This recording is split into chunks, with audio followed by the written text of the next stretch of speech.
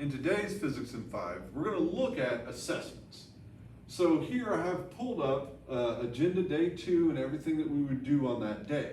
Now you'll notice that Canvas places icons by each item. Now some of these are just pages, these are like hyperlinks out to the web, and these are what Canvas calls quizzes.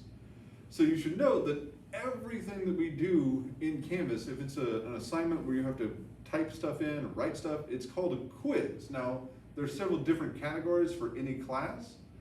Our class has quizzes, tests, but we also have like audits and practicums. And when you're looking at these things, like this says audit, that's really information for you to know that it's just practice, okay? It's not really worth a grade, but it is a good idea to look at these because, for instance, when we have a quiz, most of these quizzes are over previously assigned audits. So let's take a look at how you would actually do this assessment.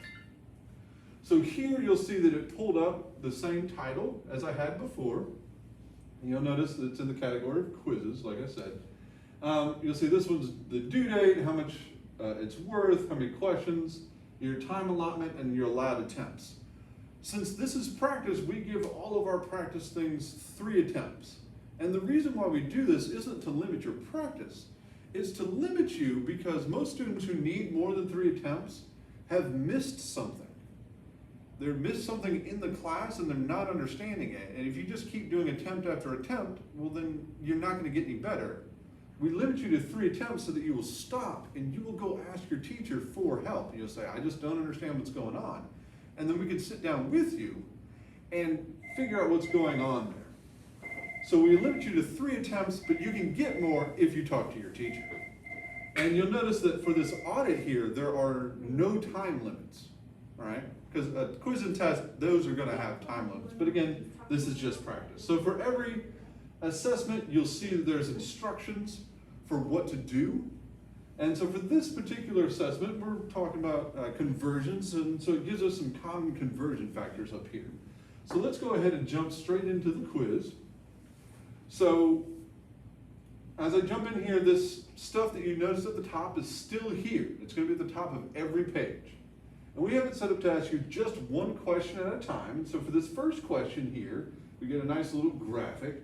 And then down here it asks us the question, what is the distance between 2 cities? It's 24.96 kilometers, and I want you to convert that to miles. Okay, so that, I'm not going to show you how to do that. That's a different lesson. Here we're just talking about how to do this. So normally I would come in here and I would type something in the box. I can go ahead and use my on-screen keyboard here. I'm going to type a number here in the box. That's not a number. And I'm sure that that's wrong, but that's fine. And so now I can just go click next and I go to the next question. Now, if I'm in this question here, you notice this one doesn't have a graphics. When I submitted that, you'll notice I just put a number in there. I didn't have to put any units. You only have to put units if it specifically asks for them. Also, you'll notice that up here in this corner, it gives us a list of all the questions. Remember, this thing said that there was 10 questions, and you can see all 10 questions here.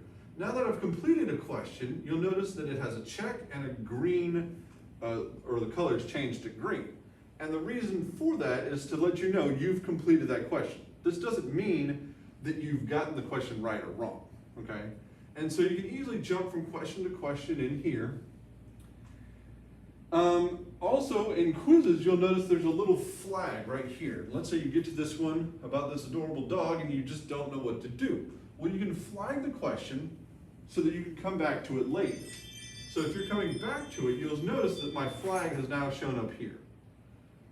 So this is a good thing to show you what to do on here. You'll notice that it keeps an archive of your time here. So if there's a certain time limit, it'll be counting down rather than counting up. But since there's no time limit, it just goes on.